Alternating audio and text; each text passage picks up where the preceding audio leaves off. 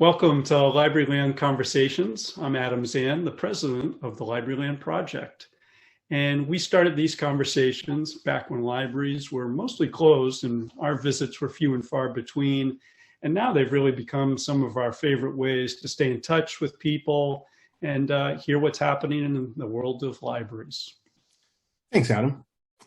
I'm Greg PC, the executive director of the Library Project. Today's episode features Dr. Ray Pun, one of the most dynamic librarians out there. I first came across Ray during an interview he did with Dr. John Burgess at the University of Alabama and was amazed by the scope of things he's involved with. And I can't wait to hear about them in more detail today. Thanks for being with us, Ray. Our second connection came when you reached out to do an interview for and this name is such a mouthful, the Continuing Professional Development and Workplace Learning blog of IFLA, the International Federation of Library Associations and Institutions. I think it would be a great place to start, Ray. And again, thank you for joining us, is to kind of tell us about the things that you're currently working on, because there's a million of them. Yeah, thanks, Greg and Adam. Appreciate this invitation here. So I will just share a few of the major items I'm working on right now to give you and your listeners an idea of what's been on my tabs, windows, and whatnot. And also my Trello sheets. So the first thing I'm working on is actually related to what you shared earlier about the Continuing Professional Development and Workplace Learning, known as CPDWL. It's a section under IFLA, and there are many sections under IFLA, and this one focuses on professional development, but there are other sections with 20 or so committee members from around the world in various topics like rare books, preservation, information literacy, academic libraries, etc. But this one specifically is on professional development, and one of the work that we've been trying to get out there is to promote what and how people perceive professional development in their workplace, in their career. So regardless of where they are located, they could be in Australia, they could be in Germany or in Russia or in Peru. We try to do different types of work to promote it. And one way to promote it is through a podcast conversation. And this is our third season we're heading into this fall.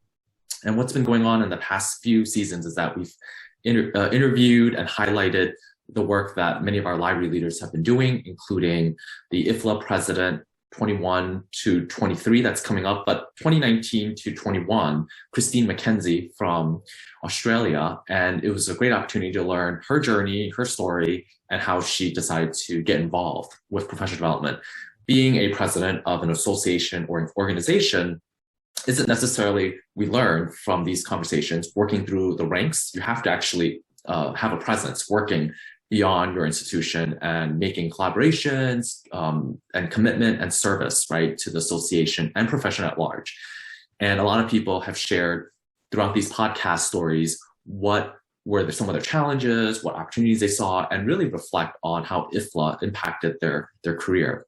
So I'm looking forward to working on our season 3 podcast, and it's multilingual. So most of it is in English, but then we also have had conversations with our members, whether they're in Spanish or in Japanese. In the future, we're thinking ones in other languages, so that it's really multilingual. And then we have transcriptions, translations to give context to what the conversation's about. And it's really fun because we're the only section out of the 20 or so different sections are doing a podcast series. And we get to have a lot of creative energy and imagination to decide how we want to produce and disseminate the podcast conversation. So you can check it out at on our websites that I could share out later. So the second project, oh, sorry. Yep. I was going to say we'll include links at the end of the episode. Yeah, that would be great. And so that's sort of one project I've been the lead sort of host and producer of for the section as a member. The second project I've been working on is in a collaboration with a couple of associations that I am involved in. So one is the Asian Pacific American Librarians Association, known as APALA, and the other is the Chinese American Librarians Association, known as CALA. And we recently were awarded an IMLS grant funded for about a year and a half on a national forum to host a program for leadership development for Asian American and Pacific Islanders. So both associations have done a lot of work in promoting AAPI library workers in the field, giving leadership opportunities.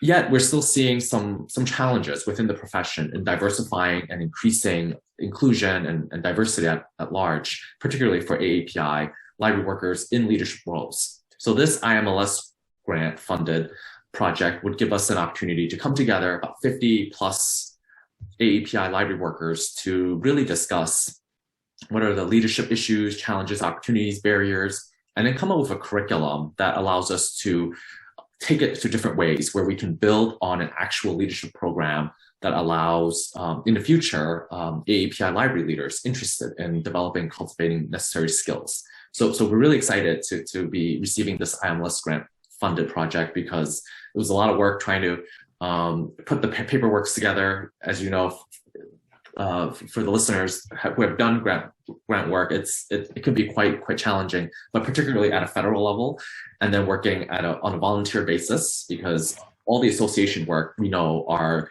led by incredible, devoted members, but we're all volunteers too. So those are the two major projects I'm working on, in addition to having a full-time job and trying to have some work-life balance. That's awesome. I mean, we love the site and we love participating on the blog, and it's great that you've expanded with the podcasts and the like, but I like the expansion and the other projects. I sort of see a commonality there. You brought up professional development, and I know you've done a lot in your career path, but we'd love to hear, how you got to where you are now on a couple of those things, either IFLA or your day job, as you said. Yeah, it's been interesting. How I got involved has mostly been taking risks and trying different things. So I started off as a public library worker, and then becoming public librarian in a research capacity in New York City, and then having the opportunity to do public programming, doing teaching, doing reference work, doing collection development. And then that was within the scope of the job. And then it kind of grew more as I learned that I really enjoyed forming partnerships, working with others to lead long-term projects. And then I realized during my career early on, as I started working through it, that it isn't necessarily doing a great work. It's important, certainly. You want to do great work in your role, but you also want to have that collaboration outside of it, right? Like I ended up learning, or it reaffirmed me through the podcast conversation, when folks have been involved so much, externally, that they were able to develop a presence. And so I ended up getting involved through like ALA. So when I was a library school student, I didn't think much of it. I think we all learn, it's important to join, get the student rate, get involved early on, network. But then it didn't make sense. It felt also a little bit contrarian, like, I'm going to pay my membership so I can do more work. Like at first it didn't make sense. And then I think I got to see, well, it's not necessarily like that kind of thinking, but rather how we expand our networks to do different types of projects, or solicit or receive help, right? Or get from different mentorships, making connections. Because when you have these sort of associations, whether you're a member of ALA or Apollo, et cetera, you really develop a sense of community value, a sense of belonging, right? You have that connection. Otherwise, it'd be kind of difficult, right? To reach out to somebody with no commonality. So I started realizing, this is really critical, because my role has shifted throughout my career in different settings, being a public library worker, being an academic library worker, being a school librarian, and then working at special collections, and then talking to different colleagues within the association, and then having volunteered and served, led in different committees. That doesn't necessarily have any direct impact on my job, but it has certainly impact on the association, where it's affording other members, other volunteers opportunities to lead, enabling them to work together, right, and collaboratively on these different topics, projects, whether it's like financially related or programming or policy matter, that they wouldn't get a chance. We wouldn't get a chance to do it in our day-to-day job, but then we get to do it Through the association. Yeah. So it's sort of like there's been sort of opportunities to experiment and try new things. That's awesome. That's awesome. I mean, you've done so many different kinds of librarianship, reference, academic, technical services, instructional. This is a two-part question. One, if you could touch on some of the challenges and rewards of each of those different practice areas. And then I've heard you described by some as a solo librarian. And it doesn't sound like that's a very accurate description, but I'm curious what it means. And in that case, how do you stay on top of all the things you're involved with? Yeah, great question, Greg. I'll take on the second one first. Actually, that has shifted recently. I'm not a solo librarian anymore. I work at a different institution focusing on special collections. But previously, as a solo librarian, you would be responsible for everything from setting up the library, which is what I did, website, making sure people get access to the database, the proxy, connecting the databases over, tracking the usage, teaching the students how to access the content, and basically a life cycle, right? Like, how do you get students to use it, but then like assess their usage, and then working with faculty to recruit or design new resources that will be meaningful, and then touching base in like public service work to technical service work. And so that was sort of a day-to-day job, which is like you get to try different things, which is what I really enjoyed at that time. And so I think for the folks who are solo librarians, it's sort of two sides of the same coin. It's amazing. You get to do all these different types of work because you get to try different things and pilot. But it's also a cumbersome. You have to do all this different type of work by yourself. And so it's sort of like an issue, but also an opportunity. So it depends how people view it. But in terms of your first question about sort of like looking into different services, I haven't been so much involved with technical services till I became that solo librarian. I had done some work previously processing serials and cataloging some of that, but not to this extent where I have been setting up single sign-on usage and getting easy proxy set up and testing. It got really technical and doing acquisitions workflow. And it was so helpful to connect with some of my colleagues who do that on a day-to-day basis, people who are acquisitions head, e-resource managers, and then just talking to them and then getting their advice, input. And so that's where I found it to be helpful when you're involved in association work. Then you can tap onto those colleagues with specialization, and then they can give you their take on your situation, because you may be the person doing it all, but you're not necessarily the expert. I have developed expertise in outreach and research services. And I think that has been continuously developing. But then the other areas included copyright, and I wasn't too familiar with it. I mean, I knew fair use and some other languages, but I had to tap on some copyright librarians, just literally that's their title, to give me some walkthrough. So over time, it's sort of like, there's some things that will be challenging, but it's always an opportunity if you have that growth learning mindset, right? To try different things and to learn. And that's what it afforded me to do. So I think for folks thinking about solo librarian work, that will be quite the way to go. Excellent. That's great. I'm a communicator, some would say, but more importantly, sometimes a connector, and I really appreciate the importance of a strong network. And you talked about, the associations and the membership organizations, and I was wondering, you can sign up for these things, and you mentioned that, but how do you sort of move beyond to build a strong network? You talked about a little bit of your sort of outlook on life and people, but I wonder if you have any advice you could share on building a strong network and how to use it effectively. Right. So I think early on in the career, or actually at sort of any stage, if you're thinking about building that network or rebuilding it, I would say get involved, volunteer, connect with your local, state, or national level committee chairs if you're interested, and then seeing what's being offered. Maybe there's a timeline sometimes when it comes to recruitment, but it's always great when you volunteer because it shows that you want to go beyond your day-to-day work scope.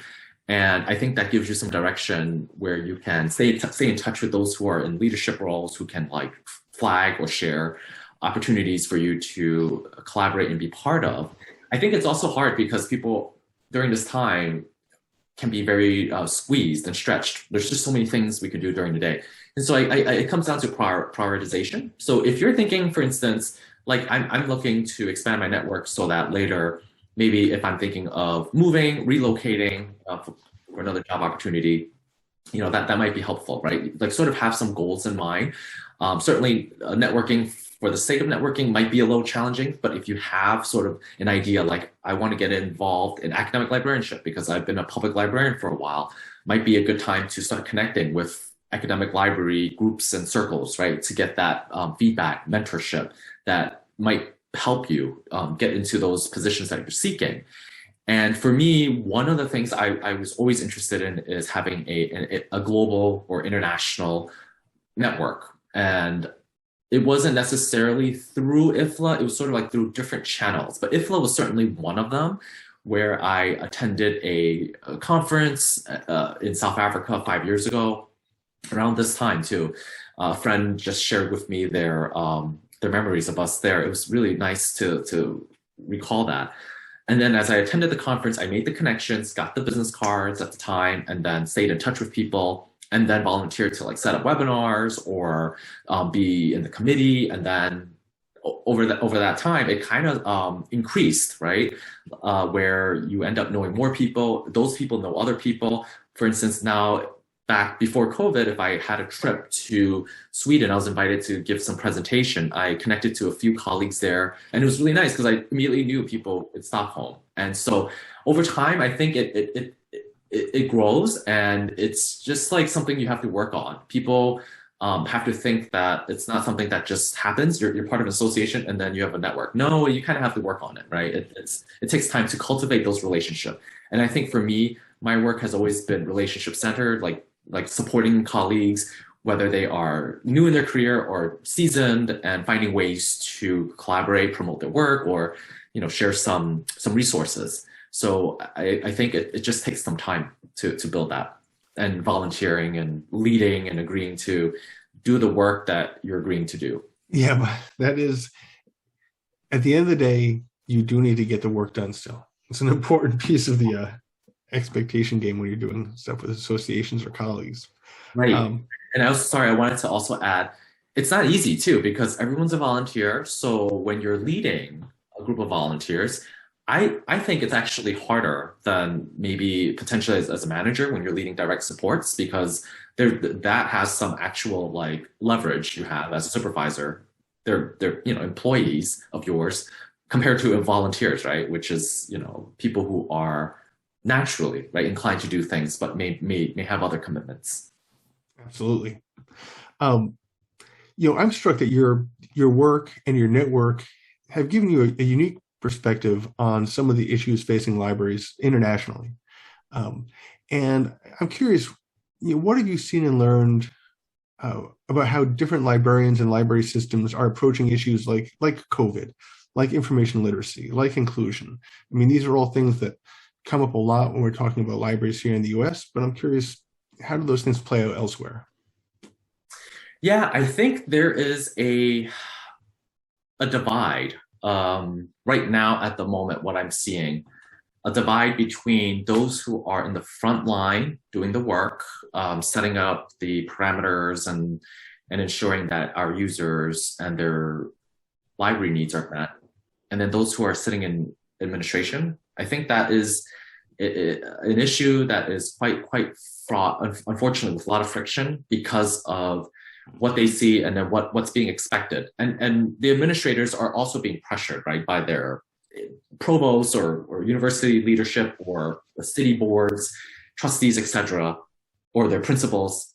So there's going to be some of that friction and tension that's happening right now, and I don't know if it will actually be resolved by itself, right? It's going to be creating a lot of morale issues and and all different types of concerns. So I see sort of that in terms of COVID, and hopefully there will be some reconciliation and understanding how we address it in a meaningful way for our users and for our workers, our colleagues who are out there doing the work without having the privilege to work remotely, right? And so I think that that's been an issue facing a lot of librarians around the world, figuring out how to reopen. And of course, there are libraries that have remained open and have done things during COVID, and that's something to applaud them. But for others that are trying to scale up, it's been quite a challenge. I also think one other issue that people are thinking about is professional development, and that goes back to our initial conversation about being involved in professional development work. And what does that even look like during and after we manage COVID? Are people still going to be going to conferences to meet in person? There's been so many hybrid sessions. People have been able to accomplish a lot more through hybrid sessions, or I should say not hybrid, virtual sessions, or will it be a hybrid session? So I think that will determine how people start learning, developing new skills, networks. It's certainly not the same, engaging virtually. It's certainly preferred to meet in person, but there's also all this consideration, travel, time, budget, all that plays into a factor when you are doing professional development work at a conference. So I think that's something a lot of associations around the world, particularly in libraries, like any other association, are thinking about. Like, how do they strengthen and support learning in these difficult times? And so the IFLA conference, they had their World Information Library Congress last week in 3 days, first time virtual. They usually have it in person, rotating to some part of the world each year. But because of COVID, they went virtual, had that struggle too, right? But then they emphasized one thing that I think a lot of us are seeing, that we cannot do it ourselves alone, whether we are a single institution or as an individual.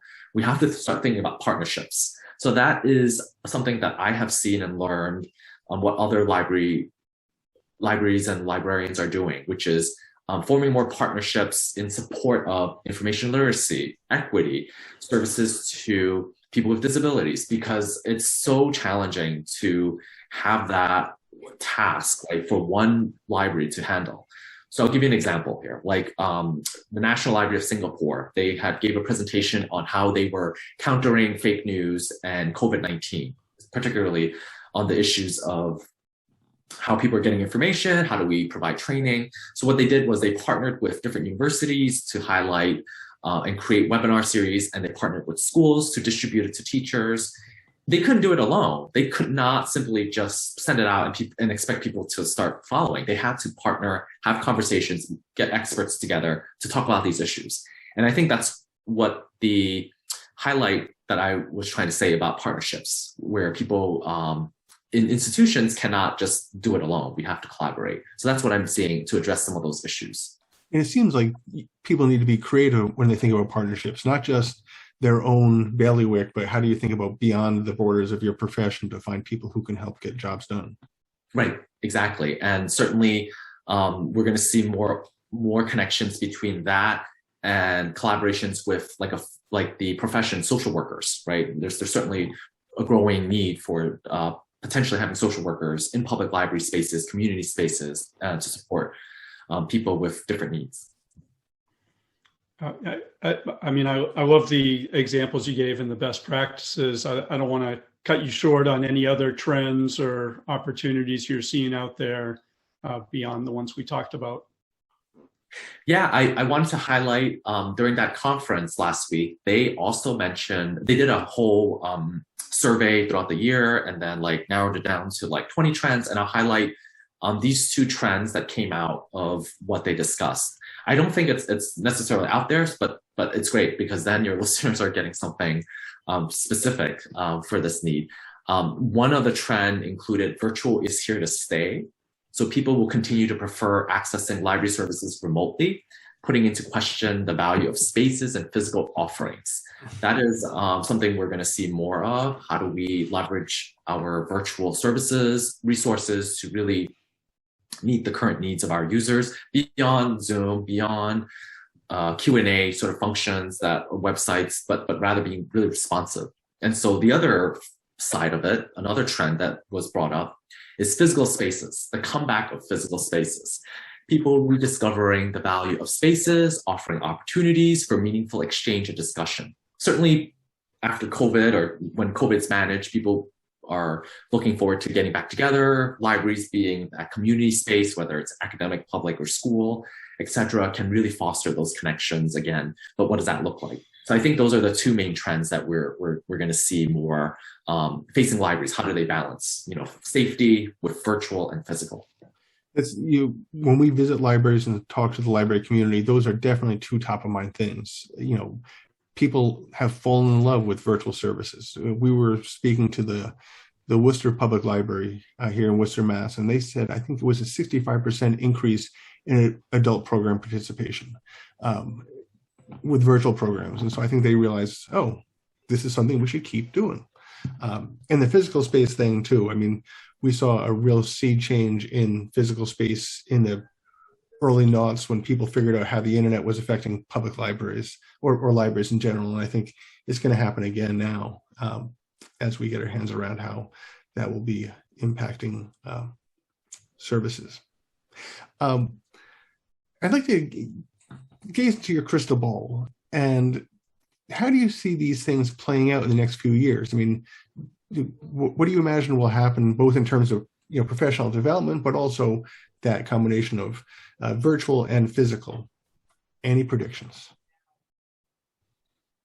I think I'm not good at predictions, but I will say that one thing that struck me related to the trends and in response to your question that people had shared include inequalities. Actually, they actually mentioned that inequalities will deepen with technology, creating new possibilities for those with access. The gap between them and those without grows, risking confining large shares of population to poverty unless action is taken. So that was the trend itself. And I think when we're seeing more opportunities to create virtual programming and engagement, I certainly think it's great. We can expand and engage, but then what about those who don't have access, right? Like for whatever reason, whether it's their circumstance or they choose not to, how do we engage with those folks? And I think that will be a continued question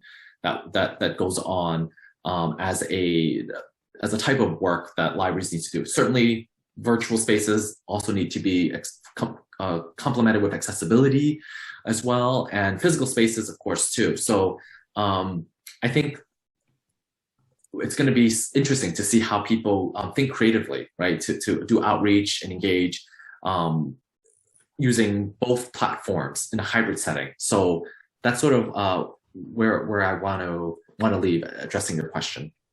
It's a really interesting issue because I think virtual has proven itself, but you're absolutely right. Access is a problem, and if you don't have access, you're left behind. And the issue is access is more than just connectivity. It's understanding, how do I evaluate information? How do I access the services that are being delivered virtually? It's a really interesting time to try to be thinking about how those things happen. Right, particularly on broadband issues and the skills and all the issues you had raised to, like, getting people, to feel like their libraries will have all these resources for them, regardless, right, of any sort of contingencies. Right. Ray, you've kind of taken us on a tour of the issues. I want to, if you don't mind taking us on a tour of libraries. I know with your travels through conferences and the like, and I think like us, you're kind of library tourists. Do you have any favorites you'd like to share? Yeah, that's a good question. I'll share two. I really like this question because I've seen a lot of libraries like both of you have, and it's great to not necessarily compare, but just get a sense of how the libraries serve its communities, right, in different and creative ways. So for something new, I really like the Guangzhou Public Library in southern China. It is a new library. I was there in 2014, really, really state-of-the-art library they had something that I thought was quite interesting and timely for today, 2021. So in 2014, when I visited, they had a machine that cleans books, sort of like quarantines books. And now I think there are more libraries having those types of machines. But it was kind of cool, fascinating to see back in 2014. And it was just like constantly flow of people in the children's section, in the adult reading room, adult books services, reading rooms, and all these different different areas. So that's something I thought was memorable for me.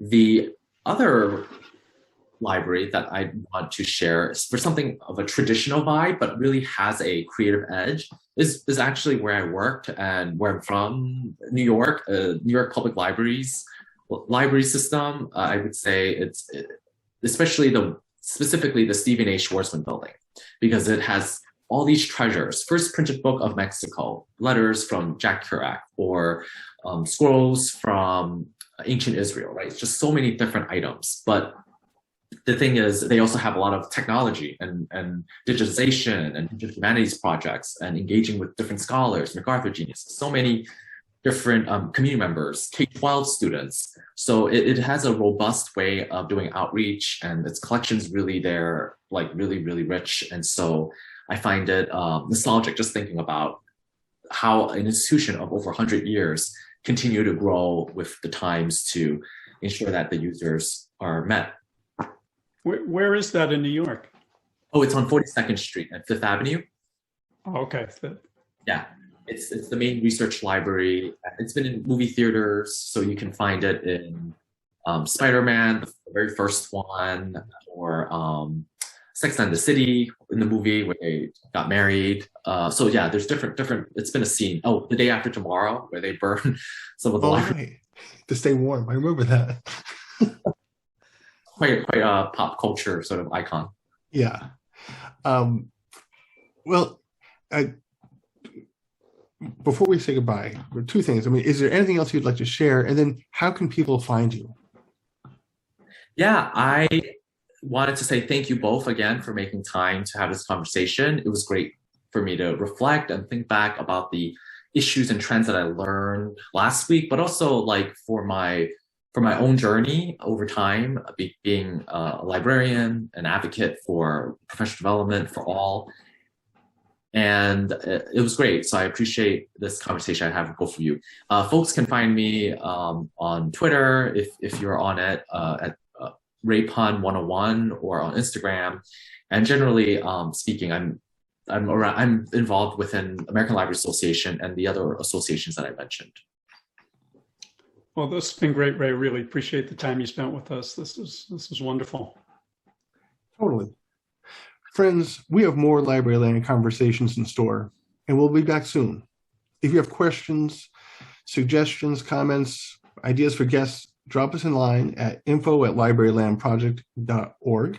You can find us on Spotify and wherever you find your favorite podcasts. And until next time, we'll see you in Library Land. Thanks very much. Library Land. Stop on by when you can.